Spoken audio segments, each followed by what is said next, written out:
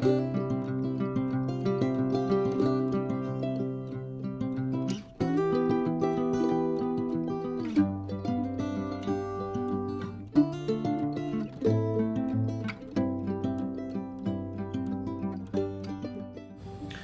pessoal, graça e paz a todos, bem-vindos à nossa Escola Bíblica. Numa semana em que o nosso país registrou o triste recorde de 4.195 mortes por Covid em apenas um único dia, eu gostaria de iniciar o nosso bate-papo lembrando a você que todos somos responsáveis.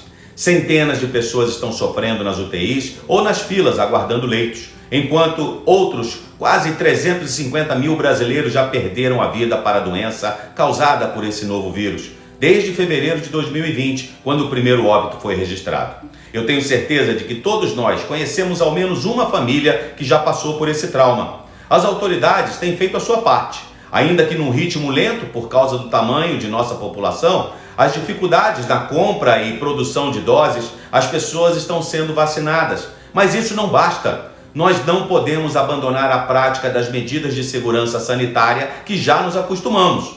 Então, lave sempre suas mãos com água e sabão em abundância, principalmente quando chegar da rua em sua casa. Se precisar sair para trabalhar ou outras atividades essenciais, use sempre a máscara. E por fim, mantenha o distanciamento físico de outras pessoas. Nada de abraços ou apertos de mão nesse momento. Além de tudo isso, ore. Junte-se a nós aqui na Igreja Batista Boas Novas em oração, clamando ao Senhor nosso Deus por sua bondade e misericórdia nesse momento tão difícil que vivemos. Ainda bem que encontramos conforto na palavra de Deus, não é mesmo? Neste trimestre, que se inicia hoje, estudaremos o Evangelho de Jesus Cristo escrito por Mateus, entre os anos 60 e 70 depois de Cristo, cujo propósito e tema é apresentar Jesus como Messias, o Filho de Deus, o cumprimento das profecias anunciadas pelos profetas no Antigo Testamento. Este evangelho nos informa que Jesus cumpriu as Escrituras, inaugurou o reino de Deus, comissionou seus seguidores para espalhar esse reino a todos os povos, tribos e nações. Advertiu que a tarefa de evangelizar seria acompanhada de aflições e perseguições, mas também avisou que sempre estaria com eles, aqueles que são seus. Por fim, ele prometeu que um dia retornará e o reino de Deus alcançará sua plena realização. Se lembrarmos que a palavra evangelho significa uma boa notícia, então eu te pergunto, esta é ou não uma boa notícia nesses tempos de pandemia? São 4 os evangelhos que encontramos no Novo Testamento, sendo que Mateus, Marcos e Lucas são chamados de sinóticos, ou seja, foram escritos sob uma mesma perspectiva, uma mesma ótica. Com algumas pequenas diferenças, eles descrevem os mesmos acontecimentos. Marcos e Lucas escrevem para o povo gentio, enquanto Mateus, também chamado de Levi, escreve para os judeus. Se Mateus escreve para os judeus, então nada melhor que começar o texto narrando a genealogia de Jesus, começando em Abraão, algo de grande importância para eles. Esta genealogia é diferente, mas não contradiz a genealogia de Lucas 3. Mateus destaca a posição de Jesus em relação aos hebreus, enquanto Lucas começa com Adão e mostra o relacionamento dele com os homens. Uma explicação comum e provável é que Mateus traçou a linha através do pai, José, e que Lucas seguiu a linha da descendência da mãe, Maria. Assim, Mateus apresentou o lado legal e Lucas o aspecto biológico da linhagem de Jesus. Gosto muito de lembrar que esta lista inclui 5 mulheres. Tamar, que fingiu ser prostituta e concebeu gêmeos do seu próprio sogro. Raabe, a prostituta de Jericó. Ruth, viúva moabita, que casou-se com Boaz. Betseba, não chamada por seu nome, mas era mulher de Urias, que cometeu o adultério com Davi. E Maria, a virgem que o concebeu pelo Espírito Santo. A partir do verso 18 do primeiro capítulo, encontramos o relato do nascimento de Jesus, que o autor enfatiza ter acontecido de forma milagrosa. Vejamos o que ele diz. O nascimento de Jesus Cristo foi assim. Maria, a sua mãe, estava comprometida para casar com José, mas antes de se unirem, ela se achou grávida pelo Espírito Santo. Se você ainda não leu o texto de apoio na revista Compromisso, que usamos aqui em nossa escola, eu recomendo que o faça, pois ele traz algumas informações adicionais muito interessantes que não necessariamente eu estarei mencionando nesta videoaula. Mas, no entanto, uma menção eu quero fazer. O pastor Davi Freitas de Carvalho, autor dos estudos deste trimestre, fez uma comparação entre as escolhas de Adão e Eva e o casal José e Maria. Ele diz que se a Bíblia mostra que por uma mulher veio o pecado no mundo, Eva, mostra também que por outra mulher nasceu o Salvador, Maria. A primeira desobedeceu às ordens, a segunda aceitou o desafio. Outro fato importante é a atitude de José. A Bíblia não esconde o fato de que José teve muita dificuldade de assimilar aquela situação. Mas um anjo do Senhor apareceu a ele em sonho e lhe explicou que ele não deveria hesitar em tomar Maria como sua esposa, pois sua gravidez era procedente do Espírito Santo. E o filho que haveria de sair do seu ventre seria aquele que salvaria o seu povo dos seus pecados.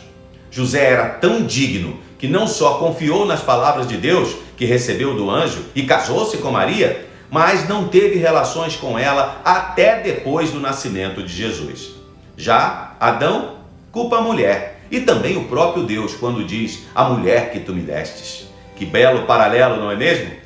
A Bíblia diz que Jesus nasceu durante um período em que José e Maria viajaram de Nazaré para Belém, por causa do censo que estava acontecendo. Como José era de Belém, precisou ir até lá para registrar-se. Isto, no entanto, serviu para cumprir a Escritura, que através do profeta Miqueias já havia anunciado que o Messias nasceria na cidade de Belém, a cidade de Davi. Jesus não veio ao mundo numa família poderosa, ele não nasceu num palácio, não se deitou num berço glorioso. Ele veio numa família humilde, nasceu num estábulo e se deitou numa manjedoura. Completado os 8 dias do seu nascimento, Jesus foi circuncidado, conforme o costume dos judeus, e consagrado ao Senhor no templo em Jerusalém. Depois, Jesus também recebeu a visita de uns magos do Oriente, que foram milagrosamente guiados por uma estrela até o local onde o menino estava, e lhe deram ouro, incenso e mirra como presentes. Dwight Moody, em seu comentário bíblico, ensina que a palavra magos indicava originalmente a casta sacerdotal entre os persas e babilônicos, e que só mais tarde o nome foi aplicado pelos gregos a qualquer feiticeiro ou charlatão. Mateus usa o termo no sentido bom para designar homens respeitados de uma religião oriental, e é inteiramente aceitável que estes homens tivessem contato com os judeus exilados ou com as profecias e influência de Daniel, e assim conhecessem também as profecias do Velho Testamento relativas ao Messias. A notícia do nascimento do Messias trouxe grande desconforto ao rei Herodes o Grande, que governava a Palestina como representante do Império Romano à época do nascimento de Jesus. Ele não queria concorrência. Então, como homem de grande crueldade que era, mandou matar os meninos que poderiam ter a idade de Jesus. José, Maria e Jesus já não estavam lá quando esta tragédia aconteceu. Uma segunda vez, José recebeu instruções por meio de um anjo e, tomando Jesus e Maria, levou-os para o Egito. Ainda, segundo Moody, a partida apressada parece ter acontecido na mesma noite em que os magos partiram.